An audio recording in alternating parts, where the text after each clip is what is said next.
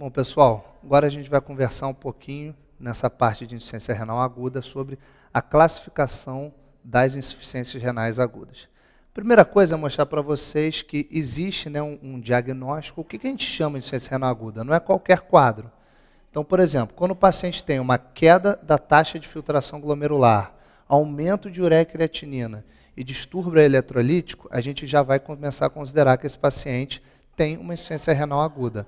Então é assim que a gente faz esse diagnóstico. E aí, para isso, a gente tem uma série de tabelas, uma série de formas de fazer a classificação da gravidade disso. Tá? As duas principais são o Rifle e o Akin. Tá? O Rifle é o mais antigo deles. E o Akin, ele meio que saiu de dentro do Rifle. Ele foi uma simplificação. Tá? Então a gente tem essas duas tabelas, essas duas formas de fazer a classificação da insuficiência renal aguda. Vamos falar então um pouquinho de cada um deles. Primeiro vou começar falando aqui do Rifle. Ele é usado mais em estudo, né? Porque ele é simples, ele não é difícil de fazer.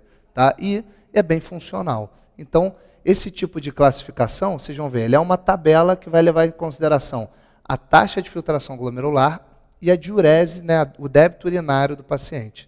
Então, a taxa de filtração glomerular, você vai avaliar, né, o aumento de creatinina ou a redução, né, da taxa de filtração, e o débito urinário, quanto que ele vai urinar no dia, no mês, na semana, enfim, você vai, dependendo do estágio, você vai fazer um tipo de classificação. E aí você vai classificar em um paciente sob risco, um paciente já com injúria, um paciente com falência renal, ou um paciente com perda da função renal. E o último estágio é o estágio final, que já é o paciente dialisando há mais de 3 meses. Então, como é que a gente faz essa classificação? Ou o seu paciente, para estar em risco, ou ele tem um aumento de creatinina, né, 1,5 vezes o que ele tinha antes, ou ele tem uma redução da taxa de filtração glomerular maior que 25%.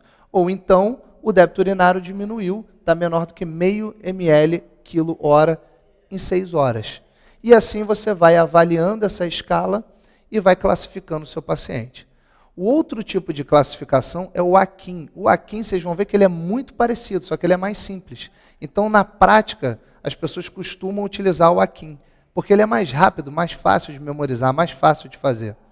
E aí o Akin ele vai classificar em estágio 1, 2 ou 3. Então, vocês vão ver lá escrito na evolução do paciente. Akin 1, Akin 2, Akin 3. Tá?